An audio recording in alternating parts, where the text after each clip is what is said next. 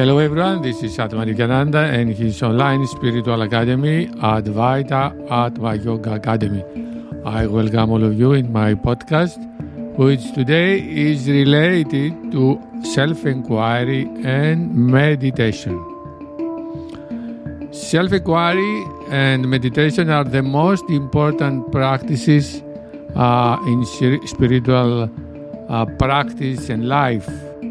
That is, it is the most important. They are the most important practices to realize our true nature and liberate ourselves from the conditioning and programming which has as center what we call ego, the troublemaker, ego, the egoic self.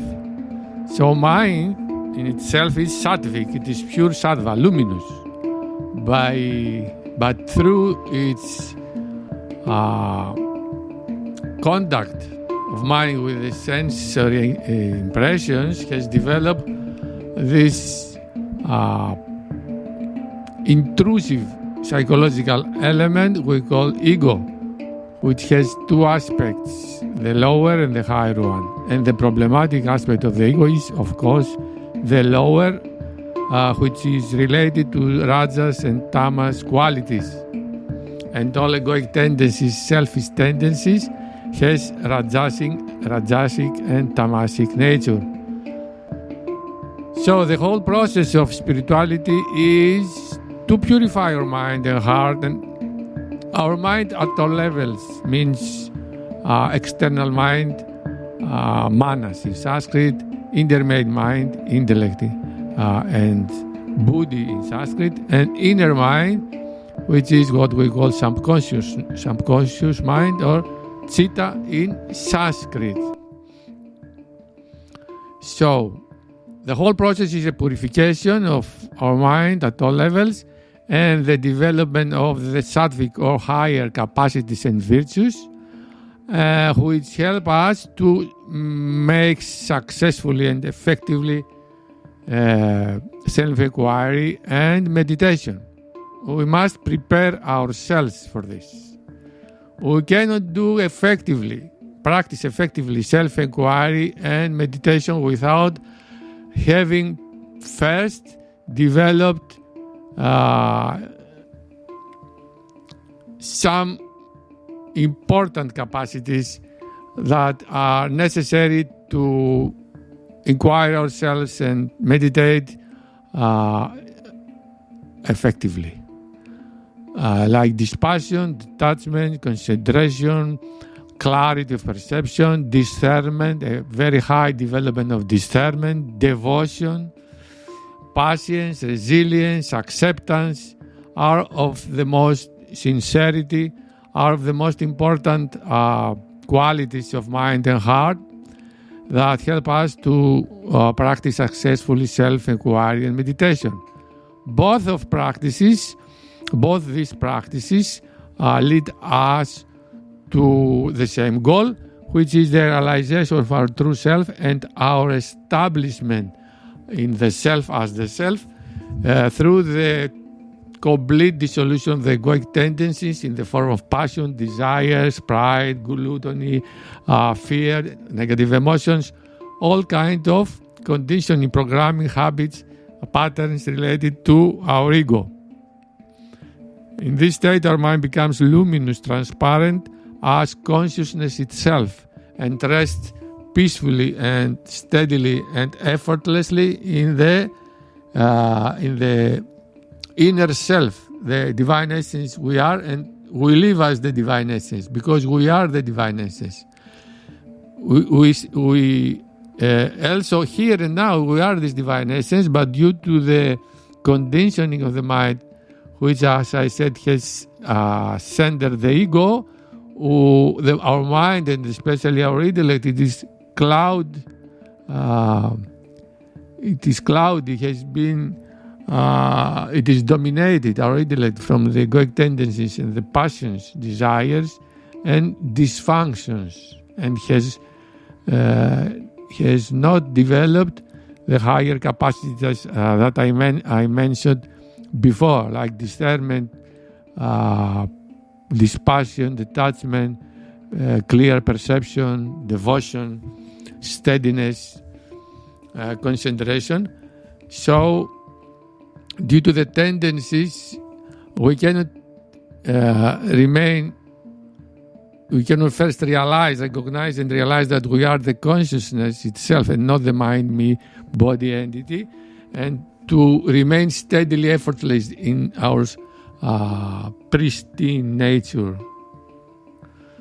So the whole process is to dissolve all this programming, which is mostly egoistic, selfish tendencies, passionate tendencies, negative emotions, pride, illusory needs of the ego. They have, depending on the spiritual tradition, some say they are the chief tendencies are 6 or 7 or 8, and together with their branches, the Orthodox monks, Christian monks, say that they are about 300. Probably they are more. The ego is like a tree, which has one trunk, some big branches, then much more small branches, and then twigs, and then leaves. So we have to purify our mind from all these tendencies, to eliminate and finally eliminate them from our psyche. In the beginning, we diminish their power, their energy, through a variety of practices, among them meditation and self-enquiry. Although to effectively practice self-enquiry and meditation, we start to do these practices from the very beginning, and we learn little by little. We learn to use them, and according to our progress, that means to the purification of the mind, the increase of sattva, and the development of various capacities and self-awareness, we can practice them more and more successfully. What means successfully? That we can remain in the silent space of consciousness more easily, more steadily, more deeply, and the distraction become less and less. So we enjoy more and more the peace, bliss, plenitude of our divine essence, and we experience less and less the suffering, misery, and the pleasures as well of our egoic self. Because our egoic self moves between pleasure and pain or misery or suffering. Of course, pleasure goes together with joy and happiness, but mostly we live pleasant and pleasurable experiences, which can give us a little bit joy and happiness, which is very fleeting, and most of the time we live in a very miserable way. And when I say suffering and pain, I don't mean very great suffering. To me, even a subtle expression of the anger in us is suffering. Some say, oh, if you don't identify with this is not suffering. No, it is suffering, because we suffer. It's like the body. If we cut your head a little bit, you experience very little pain, but it's suffering. If you have a stroke accident and you have broken your bones, the pain, it is extremely intense, and we suffer a lot. But both are suffering, are pain and suffering. Some say we can speak about suffering when we speak about psychological issues, and we speak about pain when we speak about the body. But this is relative as well, because how to use the words is relative. So, of course, I use also this. Pain is related mostly to the body, but we suffer because of this pain. Not only psychologically. Suffer means it's something painful, it's suffering. So there is physical suffering, physical pain, which is experienced as suffering, and psychological pain, which is also experienced as suffering. But it's different. Psychological suffering, physical pain, psychological pain. Okay, don't lose ourselves in the words. There is one state, psychological peace. From the one side, from one head, we experience peace, beauty, love, happiness, and from the other side, all other psychological tendencies: fear, anger, annoyance, jealousy, envy, greed, gluttony, guilt, impatience, whatever. Like, dislike, for me, it's suffering. From my point of view, because like is not peace. It's a reaction, emotional reaction. So if it's not peace and love, it's suffering. Although very, very little. We are so accustomed. Pleasure, you can say pleasure is suffering. Pleasure is not suffering, but pleasure is the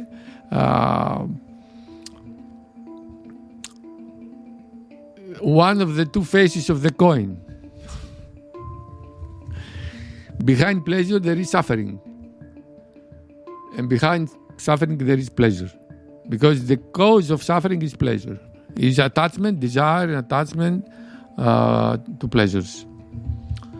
So, and what makes our minds impure are the desires for pleasures, most of all. And then come all other desires. This is not something I have invented myself, although I have experienced in myself. That means that we have many desires, but the chief desire are lust. It's for carnal pleasure, and most of all desire for sex pleasure. And this is the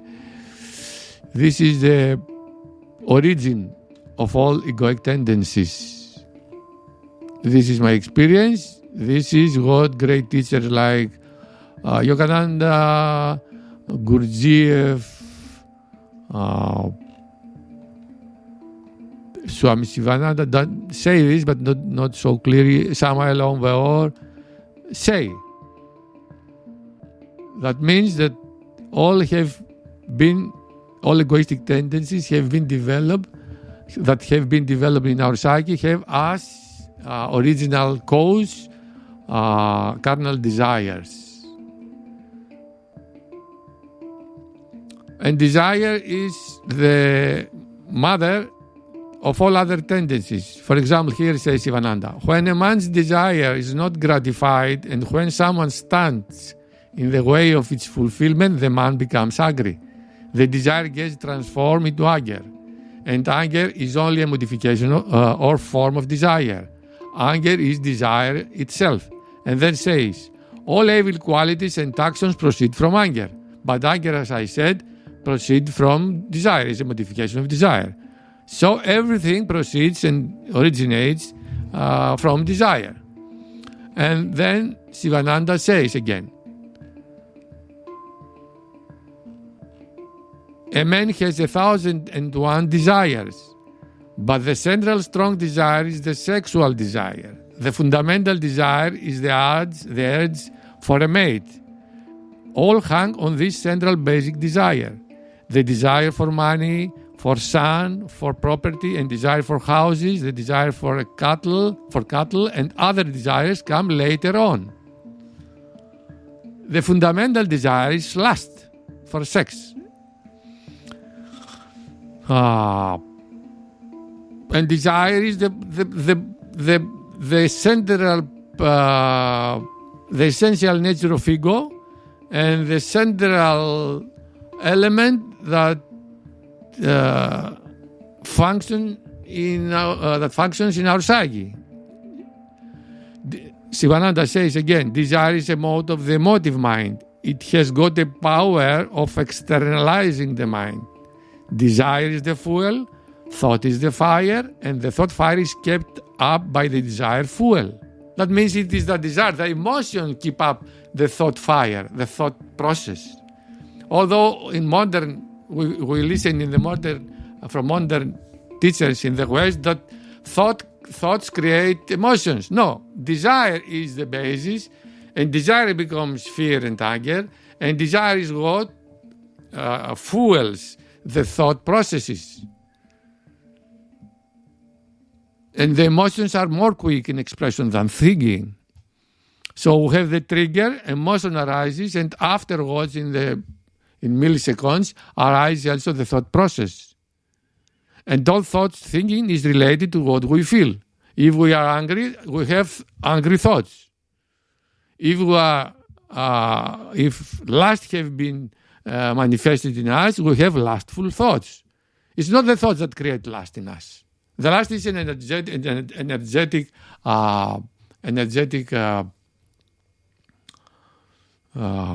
field which expresses itself periodically. It wants to eat again and again the same vibrational frequency. It wants this field of energy related to the ego. It is an expression of the ego. Wants to experience again and again the same pleasure. And this is triggered by external or internal triggers. A memory is an internal trigger. A vision, something we see or something we hear, it can be an external trigger. But even without the trigger, lust wants to experience again and again the same energy of lust, of sexual pleasure. So that's why it's expressed itself here and there according to the circumstances. And because lust wants to experience itself, it creates imaginations and thoughts and uses the intellect to find ways to satisfy itself.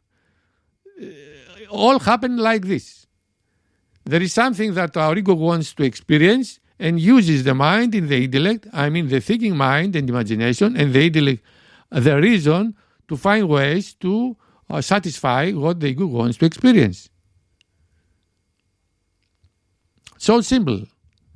But we have to recognize all this play of the ego, which is essentially desire, through self-observation and self-enquiry and meditation. And also introspection and reflection. And this can be practiced moment to moment. Practiced moment to moment. And also we have to do this in seated practices at our home or any place we can stay for some time to be in a quiet place and have this opportunity to get deeper in ourselves and introspect, inquire, and analyze, investigate, better to say, what really happens in our psyche. So all this process of spiritual life is to recognize all this play of the ego, of the egoic tendencies, to weaken, to diminish them little by little, and finally to completely dissolve them. And at the same time, make our mind, it happens by itself. By dissolving the tendencies, increases in us the luminosity of the mind, the sattva quality, the luminous, harmonious quality, and the capacities. And we can practice more successful meditation and self-inquiry in the sense to abide or to remain focused, if you like, steadily and deeply in our divine essence. Although meditation has always, this is the goal of meditation, to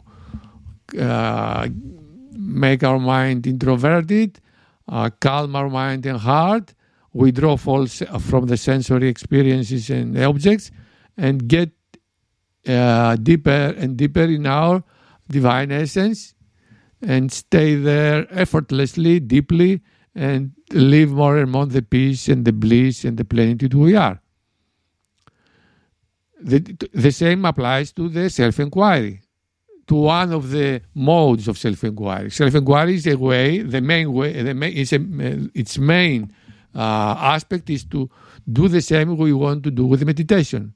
There is the only difference is the way we try to focus steadily and deeply in our divine essence. Nothing else. It's a different way.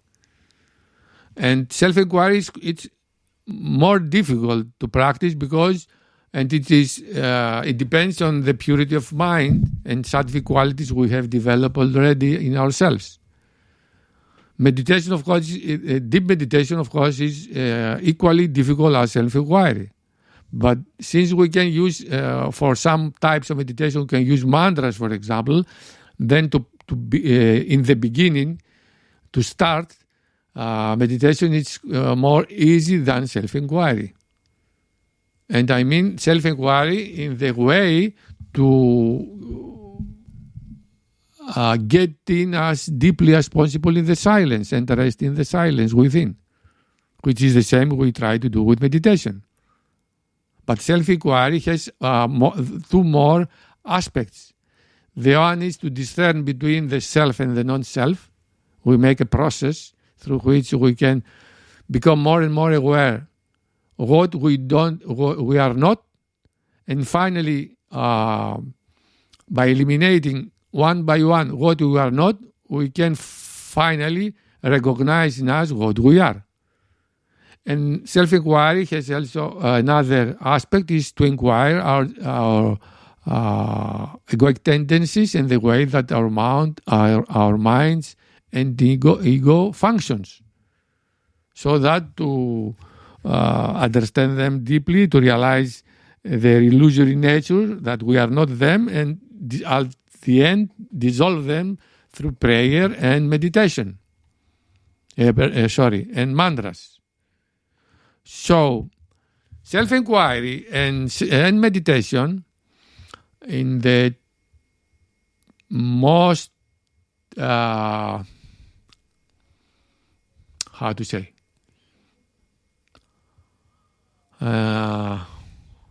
deeper sense, or more, I don't know how to say this, but they are both means to steadily focus in the inner silent space of consciousness and abide there steadily, deeply and steadily and effortlessly, so that we don't give to our ego to the opportunity to steal our attention and cause thoughts and emotions and make us identify with them.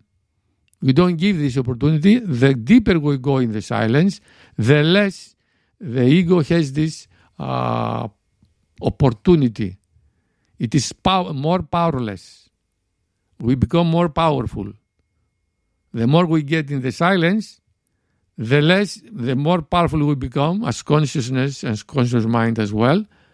Of course, this is a way to say it, because consciousness is all power, but the point is the mind is weak. So by deepening in the silence, the mind becomes stronger and stronger. And thus, at the same time, our ego becomes weaker and weaker and has no opportunity. It is in a position that cannot use easily our mind to create imagination, thoughts, and emotions, and distract our attention from the inner silence and attach the attention to what the ego wants to experience. But the point is that as long as our mind and heart are not pure enough, we cannot get in so deeply and so steadily. So our ego has this opportunity to create again and again thoughts, the capacity, not only opportunity. Since we cannot get in deeply enough in the silence, our ego produces again and again thoughts. And this is more clear in the beginning of our inner journey. This was my experience and the experience of most people that started to do meditation or self-inquiry, that they have seen, we have seen all of us, that we have been lost in the thought, in the thinking process many times without even being aware of it. And after some time, we don't know how much time have passed. Oh, I'm lost. I'm not concentrated in on the mantra or whatever we have chosen to concentrate on. And this happened very frequently. And we have no capacity to stop the mind create thoughts. That's why many people are disappointed when they start to meditate. They are so very disappointed, and they think that are inadequate, have not the capacity to control their minds, which is not the truth. Of everything wants practice. Everything that we want to develop, it wants practice.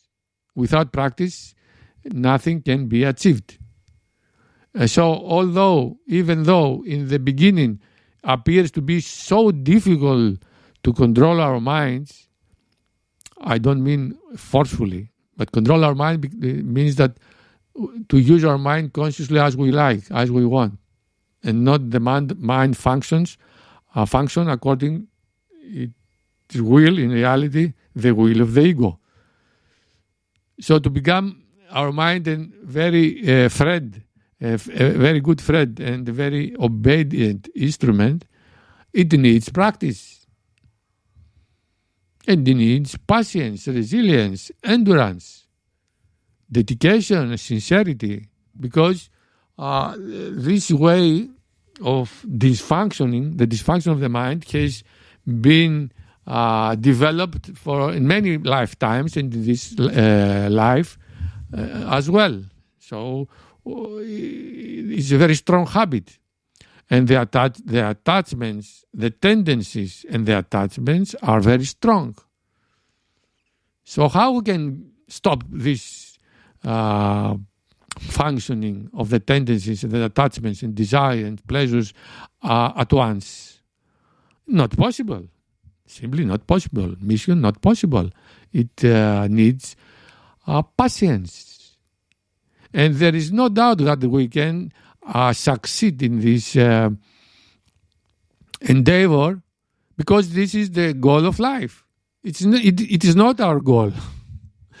Self-realization or liberation, it is not the goal of ourselves. I mean of our ego. It is something that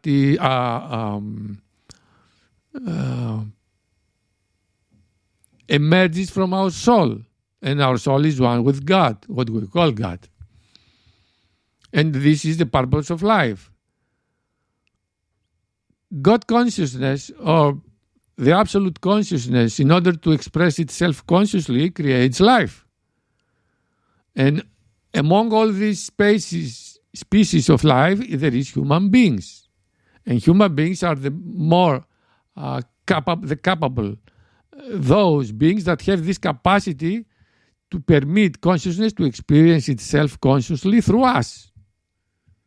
Although consciousness expresses itself through all beings, animals, etc., they cannot be conscious of itself through them. Consciousness needs an instrument. And this instrument is human minds. But this mind, in order to be a appropriate instrument for this purpose, we must purify it.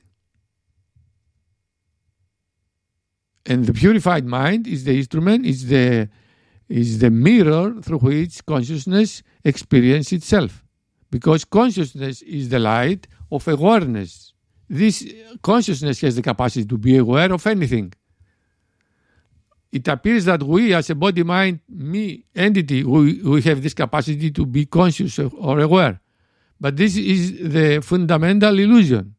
It is that consciousness, this absolute divine consciousness, reflects in our minds, and the mind becomes capable to be aware of the objects.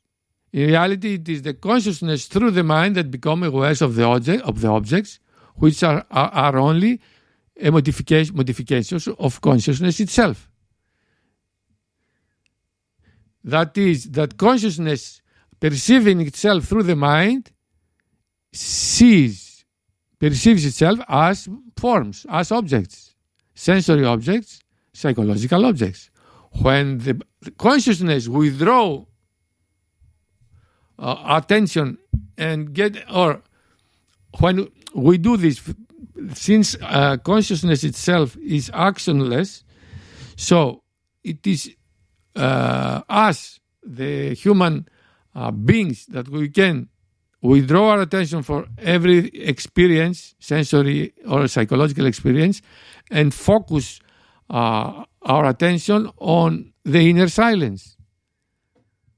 And then what happens, since attention is the externalization of consciousness, when it returns back to the consciousness, it loses, attention loses this, this aspect, this nature of attention. It becomes identical with consciousness. So there is only consciousness.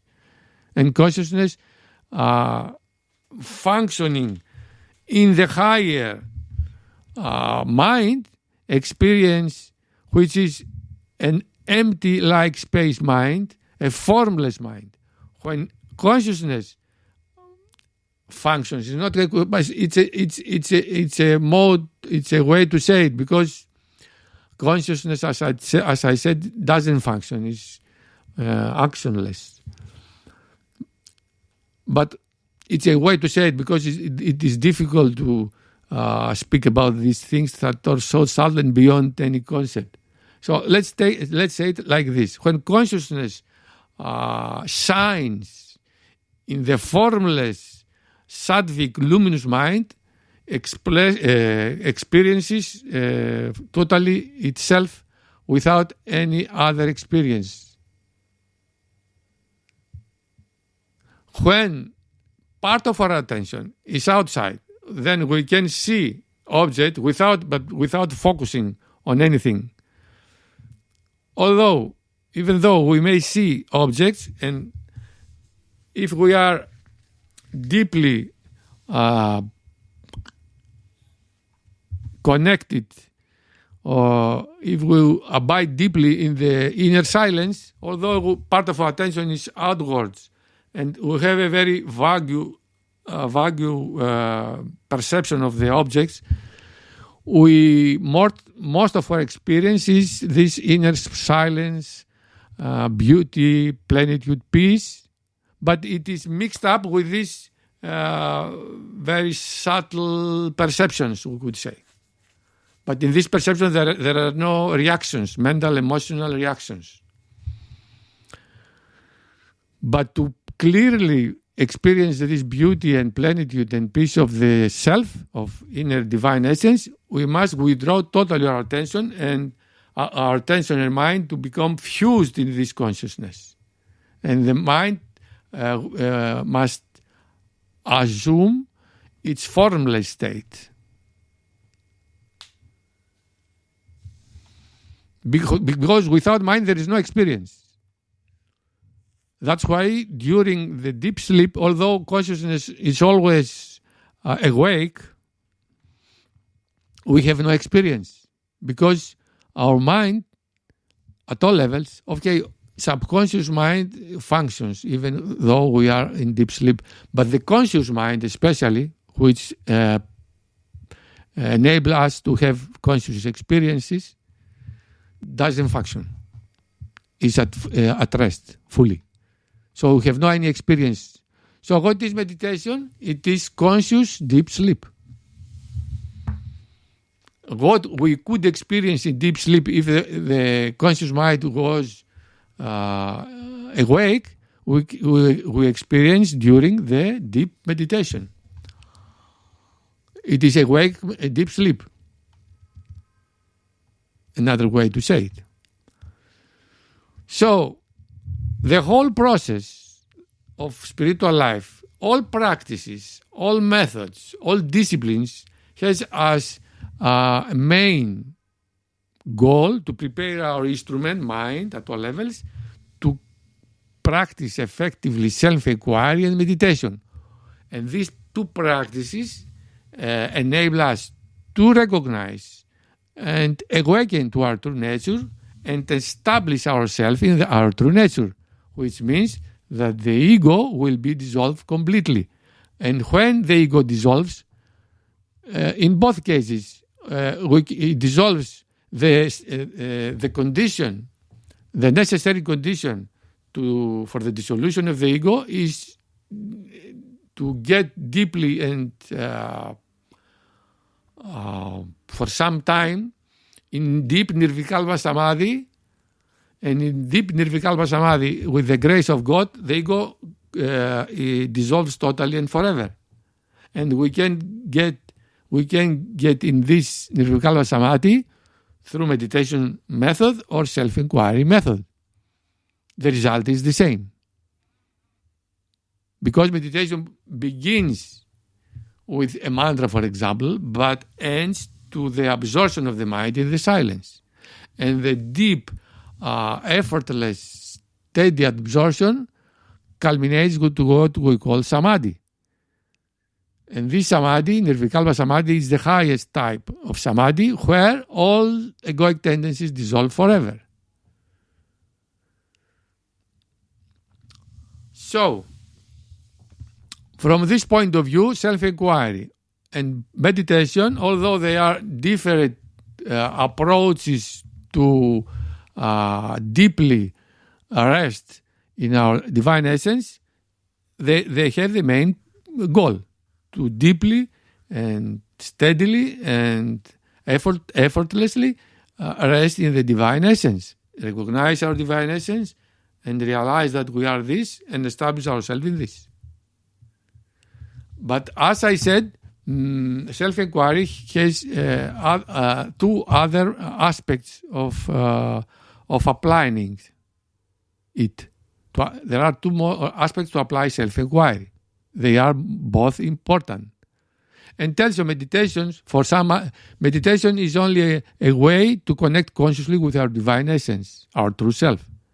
But they use the word meditation for some practices that have not this main goal.